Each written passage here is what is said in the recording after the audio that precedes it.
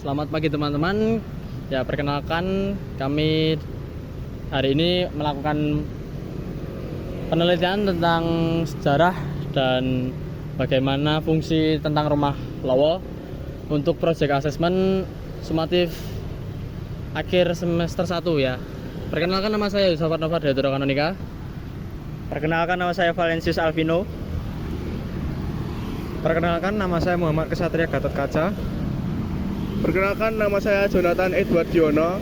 Oke, jadi hari ini kita akan melakukan penelitian ya teman-teman, seperti yang dijelaskan tadi. Selamat menonton.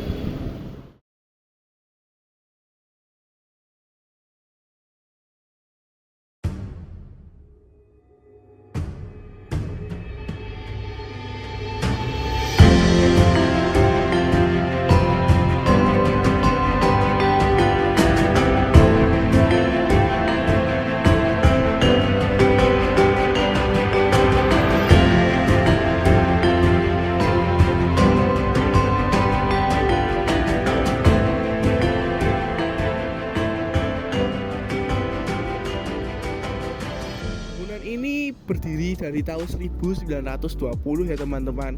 Pemiliknya bernama Bapak Sidian Ho, di mana beliau ini adalah merupakan keturunan Tionghoa yang merupakan pengusaha batik terkenal, memiliki pabrik es dan bahkan tempat percetakan ya teman-teman untuk surat kabar.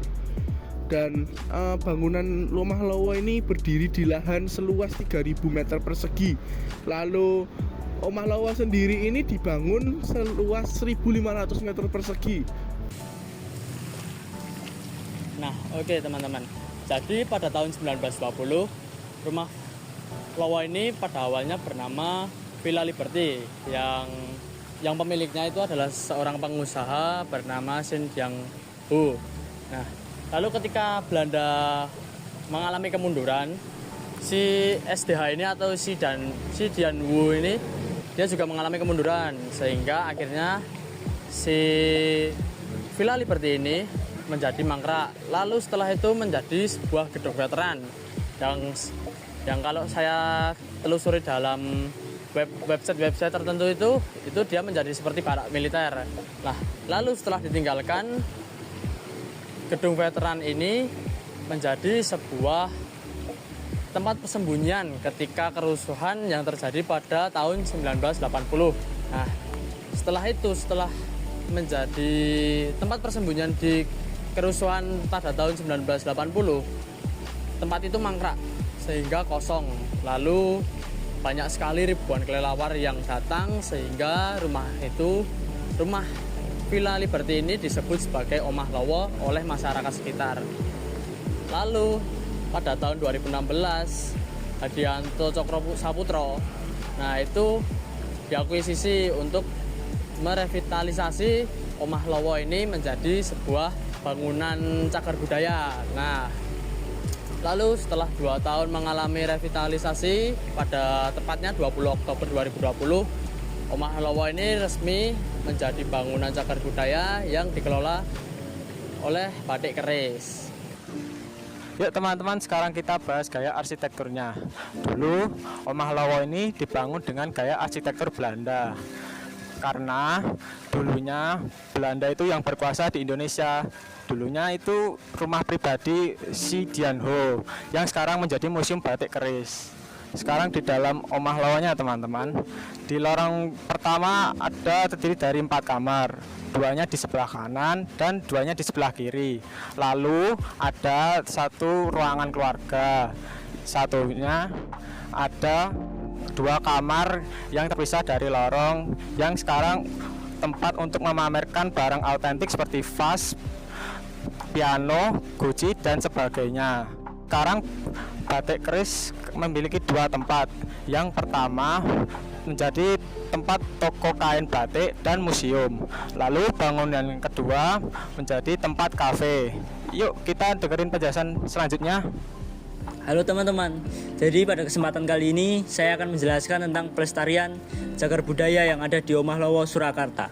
Upaya melestarikan Omah Lowo ini menjadi hal yang sangat penting, yaitu adalah supaya Omah Lowo ini tidak hilang dan bisa berkembang terus di setiap perkembangan zaman.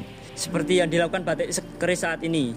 Batik keris saat ini adalah yang mengelola Omah Lowo. Batik keris menggunakan Omah Lowo sebagai museum dan juga pameran. Omah Lowo saat ini cukup dikenal banyak orang karena sudah dikelola oleh batik keris dan bangunannya pun sudah direnovasi. Lalu Omah Lowo saat ini sudah cukup baik. Walaupun sudah dikelola oleh batik keris, pelestarian Omah Lowo bukanlah menjadi tanggung jawab pemerintah dan batik keris saja. Tapi kita juga harus membantu untuk melestarikan Omah Lowo ini. Lalu kita harus melestarikan Omah Lowo ini supaya tidak hilang, dan jangan lupa ke Omah Lowo untuk melestarikan cagar budaya ini. Terima kasih. Allah sakit ya. Pak. Sudah siang, Pak. Ya.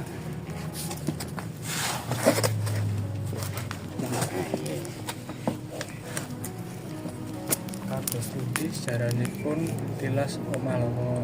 Mugi-mugi kula saged mareng pangertos langkung jagad. Sejarahipun nek kula sebenarnya saya itu kecil di sini tapi bangunan udah gak ada. Jadi omah itu kosong. Ada ada orang penghuninya ya, tapi saya orang-orangnya ya nggak begitu kenal. Jadi jarang keluar ke sini dulu. Karena di depan sana, dulu banyak untuk kegiatan sekitar sini olahraga apa pingpong gitu.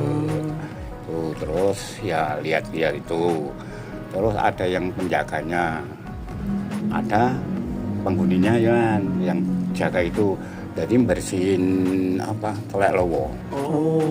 Telek lowo itu banyak sekali itu, jutaan itu lowonya itu. Nah, terus apa teleknya itu dikumpulin sama penjaganya itu karena ya dijual payu.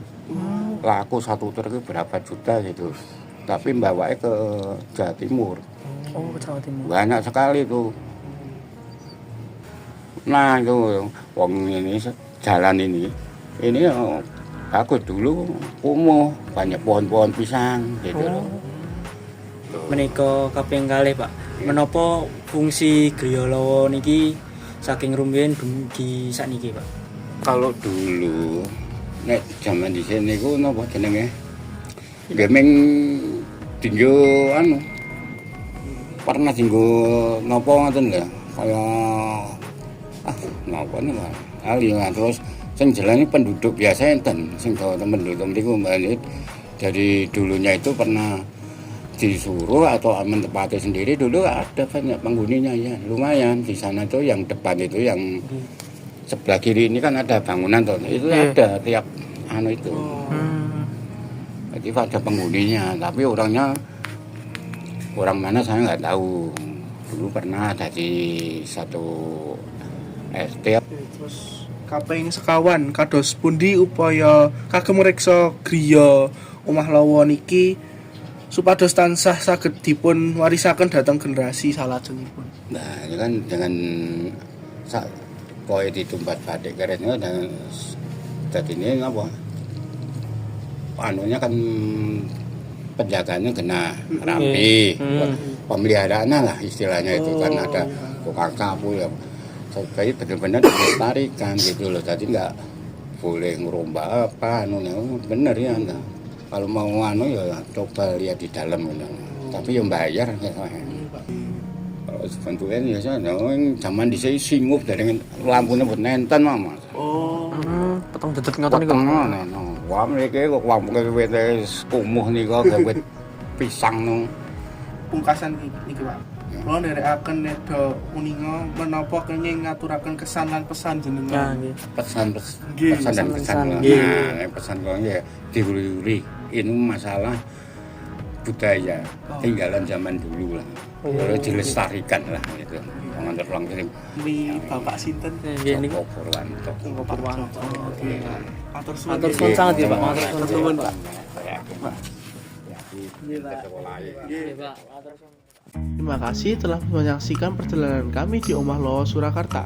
Jangan lupa berkunjung ke Omah Lawa ya untuk menikmati batik keris dan museumnya.